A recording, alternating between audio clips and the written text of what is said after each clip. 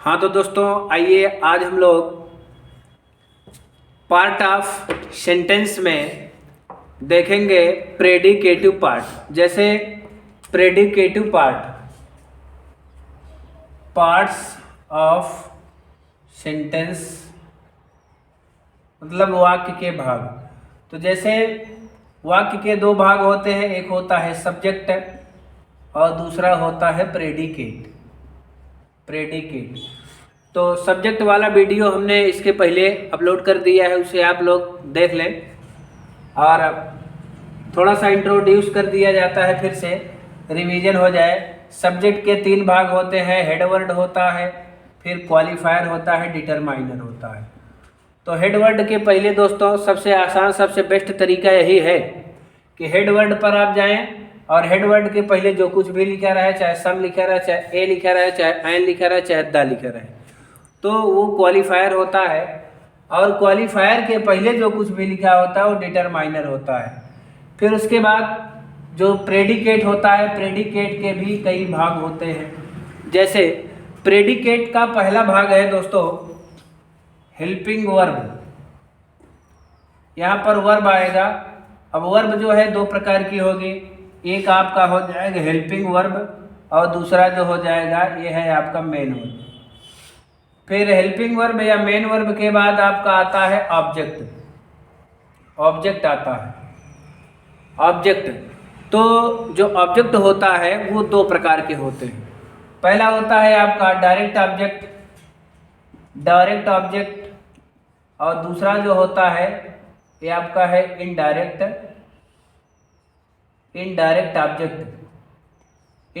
Object. देखिए, अगर आपको डायरेक्ट ऑब्जेक्ट इनडायरेक्ट ऑब्जेक्ट पहचानने में कोई प्रॉब्लम होती हो तो सबसे बेस्ट तरीका मैं आपको सिखा रहा हूँ कि जो डायरेक्ट ऑब्जेक्ट होता है दोस्तों ये होता है नॉन लिविंग मतलब निर्जीव होता है। जैसे द बुक हो गया, ट्रेन हो गई, और उसके बाद बस हो गया, फिर साइकिल हो गया, पेन हो गया।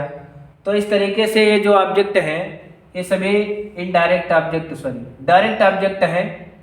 और इनडायरेक्ट ऑब्जेक्ट पहचानने का सबसे बेस्ट तरीका, जो आप नरेशन पढ़ते हैं, नरेशन में जैसे लिख दिया जाए, यहाँ पर देखिए, जैसे राम सेड टू मी, अगर ऐसे करके सेंटेंस रहता है आई एम गोइंग, तो इस तरीके से देखिए ये नरेशन है। नरेशन में सेड के बाद या से के बाद टू लगाकर ये आपका रिपोर्टिंग वर्ब कहलाता है। और ये वाला भाग जो है आपका जो इन्वर्टेड कामा में क्लोज है, इसे रिपोर्टेड स्पीच कहते हैं। अब यहाँ पर आप देखें, सेड के बाद नरेशन में जो कुछ भी लिखा रहता है, जैसे मे लिखा रहेगा, इसकी जगह पर टू के बाद क्या लिखा रहेगा, मे लिखा रहेगा, अस लिखा रहेगा, फिर हिम लिखा रहेगा, देम लिखा हो सकता है, फिर आपका हर लिखा हो सकता है। अर्थात ऑब्जेक्टिव केस में अगर यहाँ पर लिखा गया है तो यही जो होते हैं हमारे इनडायरेक्ट ऑब्जेक्ट होते हैं। अब इसके जो फॉर्म होते हैं, जैसे इसका जो सब्जेक्टिव फॉर्म अगर हम बनाएंगे, आई हो जाएगी, वी हो जाएगी, ही हो जाएगा, दे हो जाएगा, हर है तो सी हो जाएगी। तो ये सब कैसे ऑब्जेक्ट है, ये इनडायरेक्ट ऑब्जेक्ट, ये मी, अस, हिम, देम, हर, ये जो है आपके इनडायरेक्ट ऑब्जेक्ट होते हैं।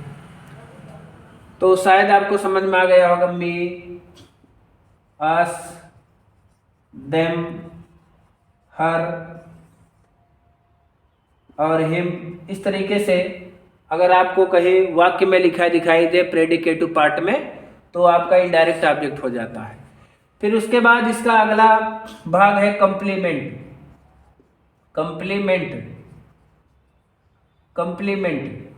अब कंप्लीमेंट जो होता है वो भी दो प्रकार का होता है, एक होता है सब्जेक्ट कंप्लीमेंट और एक होता है ऑब्जेक्ट कंप्लीमेंट।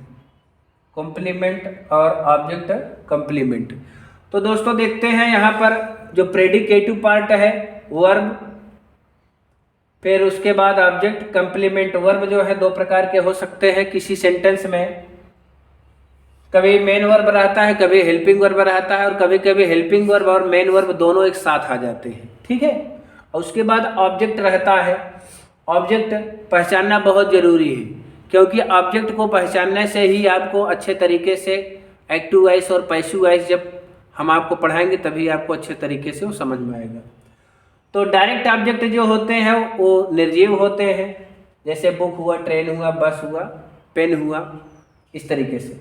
फिर इनडायरेक्ट ऑब्जेक्ट ये लिविंग थिंग्स होते हैं, मतलब जैसे मी, अस, देम, हर, हिम, ही। कंप्लीमेंट सब्जेक्ट ऑब्जेक्ट कंप्लीमेंट, इस तरीके से। अब हम लोग देखेंगे कि एक हम से उदाहरण के द्वारा प्रेडिकेटिव पार्ट को अच्छे तरीके से देख रहे हैं।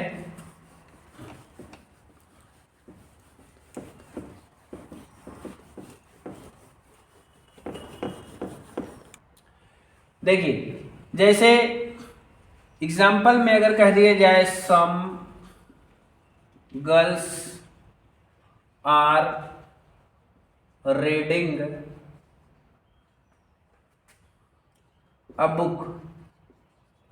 अब यहां पर देखिए दोस्तों, सम गर्ल्स ये आपका सब्जेक्ट है, और सब्जेक्ट मतलब सम गर्ल कुछ लड़कियां, आर रीडिंग यहां से लेकर यहां तक ये प्रेडिकेट है। तो यहां पर देखें, ये जो गर्ल्स है ये आपका है हेड वर्ड, सब्जेक्ट का भाग है, और ये प्रेडिकेट है, प्रेडिकेट। तो सम गर्ल्स, गर्ल्स में गर्ल्स जो है ये हेड वर्ड है, और हेड वर्ड के पहले जो सम लिखा गया है, इसमें सबसे बेस्ट तरीका यही है दोस्तों कि हेड वर्ड के पहले कुछ भी लिखा रहे वो आपका क्वालिफायर हो जाता है, क्वालिफायर हो जाता है। और ये प्रेडिकेट है। अब प्रेडिकेट में यहाँ पर आप देखें जो आर लिखा गया है ये हमारा है हेल्पिंग वर्ब। क्या है? हेल्पिंग वर्ब है दोस्तों। फिर उसके बाद जो रीडिंग है, देखिए वर्ब कैसे पहचाना जाता है।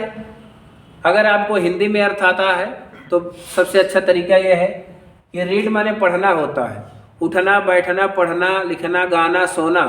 जिसके अंत हिंदी के अंत में अगर ना, ने, नी आ जाए तो समझ लीजिए आपका मेन वर्ब है। और उसके बाद ए बुक, ये बुक देख रहे हैं यहाँ पर आपका ये निर्जीव है। निर्जीव है मतलब ऑब्जेक्ट है। ऑब्जेक्ट में कैसा ऑब्जेक्ट है? ये है आपका डायरेक्ट ऑब्जेक्ट, डायरेक्ट ऑब्जेक्ट। फिर इसी तरीके से देखते हैं, एक दूसरा एग्जाम्पल लेते हैं। A blind man is standing at the door।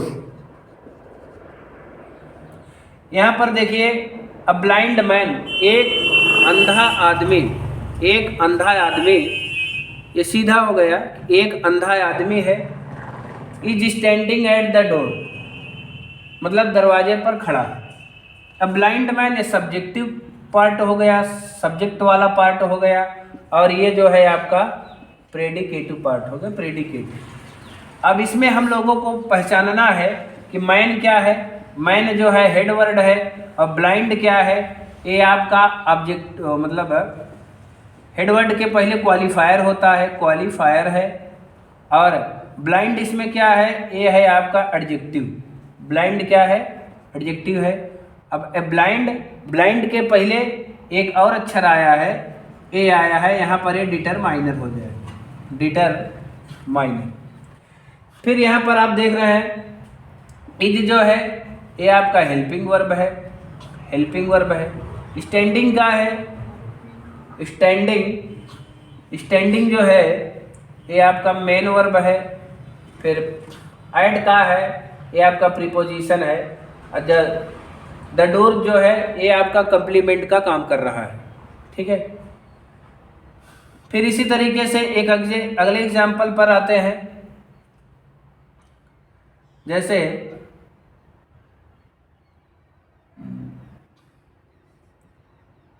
a white cat jumped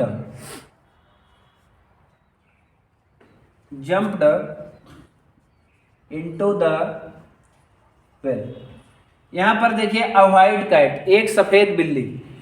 cat जो है आपका हेड वर्ड है, वाइट जो है ये आपका एडजेक्टिव का काम कर रहा है, लेकिन ये क्वालिफायर हो जाएगा, ये जो है आपका डिटरमाइनर हो जाएगा।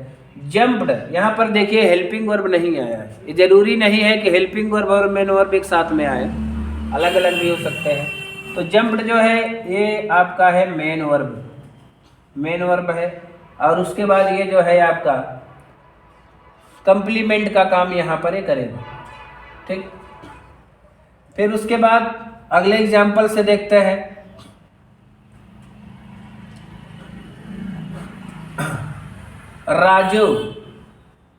राजू गेव मी ए पेन।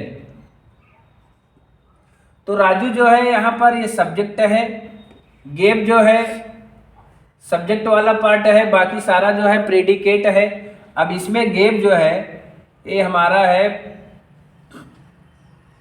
मेन वर्ब है, और मी क्या है, मी ऑब्जेक्ट है। हमने आपको बताया था मी, अस, देम, यू, हर और हिम, जो जिनका प्रयोग हम लोग नरेशन में करते हैं, जैसे सेड के बाद टू लगाकर जो कुछ भी लिखा रहता है। तो ये आपका है इनडायरेक्ट ऑब्जेक्ट है, लेकिन कैसा ऑब्जेक्ट है, इनडायरेक्ट ऑब्जेक्ट है। और पेन क्या है दोस्तों, ये पेन जो है आपका डायरेक्ट ऑब्जेक्ट है। इसमें देखिए डायरेक्ट ऑब्जेक्ट और इनडायरेक्ट ऑब्जेक्ट दोनों आए हुए हैं, ठीक। तो इस तरीके से आपको ये प्रेडिकेट वाला पार्ट समाप्त हो चुका है। अगर इसमें जो कुछ आपको ना समझ में आया हो, आप कमेंट बॉक्स में अवश्य लिखें, आप अपनी राय कमेंट बॉक्स में दें। फिर अगर नहीं समझ में आया है तो फिर हम इसका अगला वीडियो एक्सरसाइज के माध्यम से आपके सामने लाएंगे, और निश्चित रूप से आपको सब्जेक्ट और प्रेडिकेट में कोई प्रॉब्लम नहीं होगी। और जितना हमने आपको सब्जेक्ट और प्रेडिकेट में पढ़ाया है, अगर उतना समझ में आ गया होगा, हेड वर्ड है, क्वालिफायर है, डिटरमाइनर है, फिर उसके बाद ऑब्जेक्ट है, डायरेक्ट ऑब्जेक्ट, इनडायरेक्ट ऑब्जेक्ट, इतना अगर जान गए तो आपका अगर यहाँ से क्वेश्चन आपका एग्जाम में आता है तो निश्चित रूप से गलत नहीं होगा। तो आप हमारे साथ मेहनत करते रहें, हम पर भरोसा रखें। निश्चित रूप से टेट के एग्ज़ाम में आपका 30 क्वेश्चन रहेगा। 30 क्वेश्चन में अगर मेहनत कर देंगे मेरे साथ तो आपका 25 प्लस 25 प्लस में आपका नंबर जाएगा। ऐसी मेरी हार्दिक शुभकामनाएं आपके साथ हैं। जय हिंद, जय भारत।